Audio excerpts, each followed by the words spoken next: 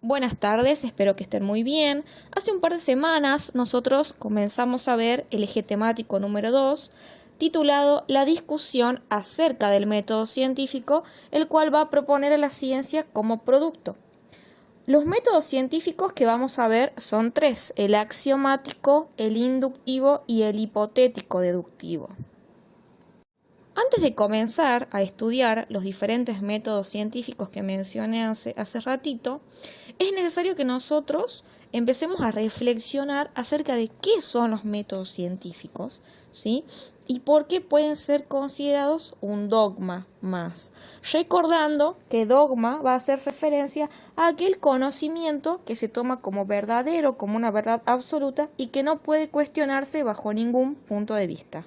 En relación a esto, es necesario reconocer que existen dos posturas con respecto a los métodos científicos y su importancia. Por un lado, vamos a tener a los dogmáticos, que son aquellas personas, aquellos científicos que van a volver eternamente a sus escrituras en búsqueda de la verdad, ¿sí?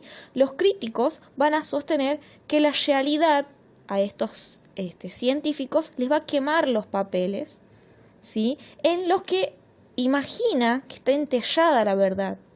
Por eso va a eludir al contacto de los hechos y siempre va a buscar la verdad en sus escrituras, en sus papeles. En cambio, el partidario de la filosofía científica se va a plantear todo como problemático. Todo conocimiento va a ser falible, es decir, que puede tener errores, pero perfectible, es decir, que puede ir mejorando. Inclusive el método de la ciencia va a ser considerado como perfectible y susceptible a ir mejorando con el tiempo. En este sentido, el partidario de la filosofía científica va a investigar, se va a poner en contacto con los hechos y las ideas que van a explicar justamente estos hechos para que puedan entenderse, controlarse y reproducirse. Ahora bien, ¿qué es el método científico? Bueno, nosotros vamos a decir que el método científico es el conjunto de normas, es decir, de reglas, por las cuales debemos regirnos para producir conocimiento con rigor y validez científica. En otras palabras, los métodos científicos son las herramientas de investigación que nosotros tenemos que utilizar para que nuestro conocimiento, el conocimiento que produzcamos, sea considerado conocimiento científico. También tenemos que tener en cuenta que todo método científico tiene que tener estas dos características. En primer lugar, tiene que ser reproducible, es decir, que debe poder ser replicado por cualquier persona en cualquier lugar. Y en segundo lugar, tiene que ser refutable, es decir, que puede ser objetado, es decir, poder ser contradicho por otro científico para poder mejorarlo. Ahora bien, en primer lugar vamos a ver el método axiomático de las ciencias formales. Las ciencias formales, tenemos que hacer memoria de lo que vimos en el eje número 1, son aquellas ciencias como las matemáticas, el álgebra, la lógica, la geometría, que estudian entes ideales, abstractos, que no están en el plano real, concreto. Por ejemplo, el número. El número siempre va a representar una idea de cantidad, pero no vemos caminando por la calle el 1 o el 4, ¿sí? Son ideas. Ahora bien, ¿qué es el método axiomático? Bueno, vamos a decir que es un método para reorganizar los conceptos y proposiciones de una determinada ciencia con el objetivo de contribuir a una mayor claridad de estos conceptos y de estas proposiciones. Las proposiciones son aquellas oraciones que dentro de una ciencia tienen un sentido lógico. ¿Cuáles son los pasos del método axiomático? El primer paso es la identificación del objeto de estudio de la ciencia. El segundo paso es la identificación de una serie de conceptos que no requieren de una definición para ser comprendidos. Estos conceptos son los axiomas, que un axioma es aquel enunciado tan evidente que se considera que no requiere una demostración. Por ejemplo, el todo es mayor que la parte. El tercer paso es la identificación de un conjunto de axiomas cuya aceptación no va a requerir de una demostración. El cuarto paso es la definición de todos los conceptos no primitivos sobre la base de los conceptos primitivos. Los conceptos primitivos son los axiomas. Y el quinto paso y el último sería la deducción de todas las proposiciones aceptadas sobre la base de los axiomas y las definiciones. El método axiomático es un método importantísimo para la epistemología, pero nosotros, como nos vamos a centrar en el estudio de las ciencias sociales, vamos a solamente mencionar este método y tratar de comprender estos 5 pasos que requiere este método. En cuanto a las actividades de esta primera parte del video, la idea es que ustedes puedan explicar con sus propias palabras cuál es la diferencia entre un dogmático y un partidario de la filosofía científica y cuál posición, según ustedes, es la que le conviene a la ciencia. La segunda consigna es que ustedes puedan explicar en base a la lectura y en base al video qué es el método científico. Y la tercera es que expliquen con sus palabras en qué consiste el método axiomático, de la forma más simple que puedan explicar los 5 pasos que mencioné hace rato.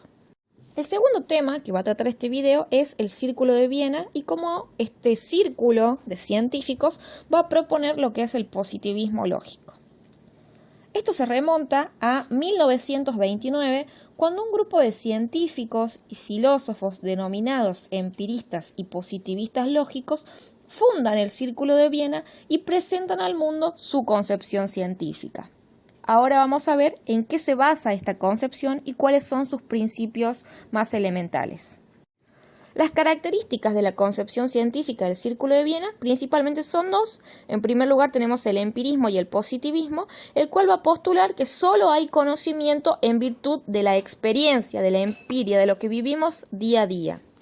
Y la segunda característica es lógica, ya que declara que se caracteriza por la aplicación del método de análisis lógico para llegar al conocimiento científico. Este grupo de científicos postulaba que la filosofía tenía que cambiar su rumbo y dedicarse a ampliar las técnicas de la reciente lógica matemática para poder analizar los principios del conocimiento científico. También el Círculo de Viena consideraba que los enunciados racionales iban a exigir coherencia y consistencia, correspondencia con estos principios lógicos y tenía que ser comprobada sí o sí por la experiencia. El Círculo de Viena lo que hace es proponer un método de investigación científica. Este método se va a llamar el método inductivo. Como concepción general del conocimiento científico, su verdad y su progreso, el inductivismo va a sostener los siguientes principios. Son 3. El primero es que la ciencia es conocimiento verificable y verificado. Esto significa que es posible establecer la verdad de sus proposiciones de manera fehaciente, comprobándolo con la experiencia. 2. La verdad se establece mediante la experiencia y la observación. Y 3. La ciencia progresa a medida que verifica sus resultados. El método inductivo tiene una larguísima historia. Fue propuesto por Bacon, quien consideró que es preciso establecer un método adecuado si se quiere asegurar la verdad del conocimiento. Según Bacon, el objetivo de la interpretación de la naturaleza, como él denominó su método, es, por un lado, hacer salir de la experiencia las leyes generales y, por el otro, derivar de las leyes generales nuevas experiencias. Hoy en día, el inductivismo contemporáneo mantiene en su método algunas de estas condiciones propuestas por Bacon. Si el conocimiento sobre los hechos debe obtenerse a partir de la observación y con el fin de garantizar su objetividad, deberá realizarse siempre evitando cualquier supuesto teórico.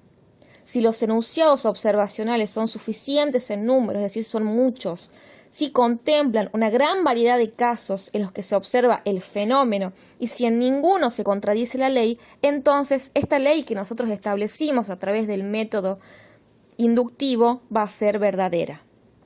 Los pasos del método inductivo, de este método científico, son 6. El primero es la explicación de las preparaciones para la observación que va a hacer el científico. El segundo paso es una descripción pura, imparcial desde el punto de vista teórico, de los resultados del experimento. El tercer paso es un informe del número, es decir, de la cantidad de veces que se repitió el experimento y de las condiciones en las que se repite. El cuarto paso es una comparación de los resultados con otros resultados de experimentos realizados por otros científicos.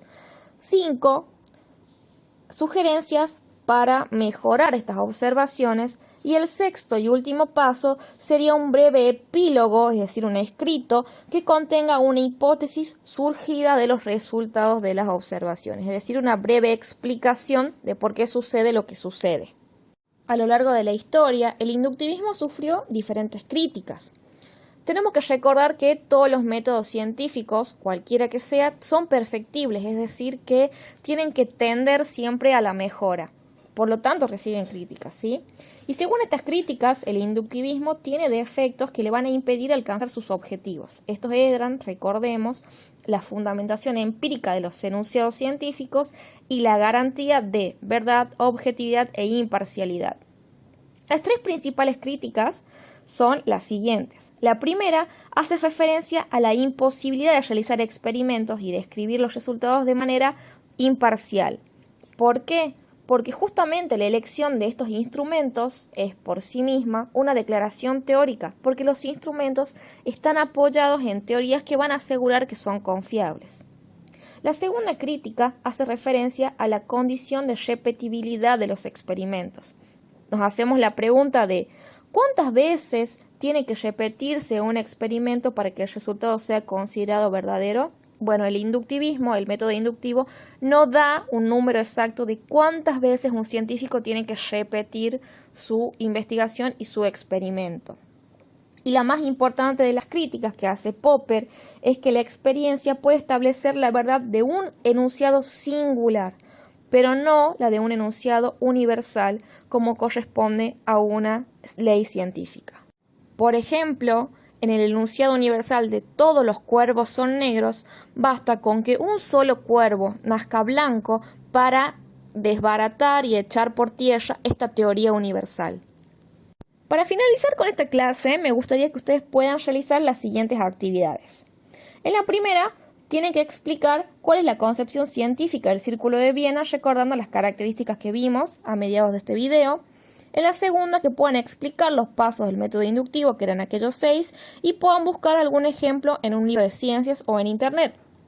En el tercer punto, que puedan explicar cuáles son las dificultades que tiene el método inductivo, es decir, estas críticas de las que hablábamos hace ratito. Y en el cuarto punto, que puedan dar ejemplos de inferencias inductivas en las que nos vamos apoyando en la vida cotidiana, teniendo en cuenta los ejemplos que les di. Para finalizar, quisiera agradecerles siempre por la atención y por el compromiso que tienen con su proceso, y quisiera recordarles algunas cuestiones muy importantes.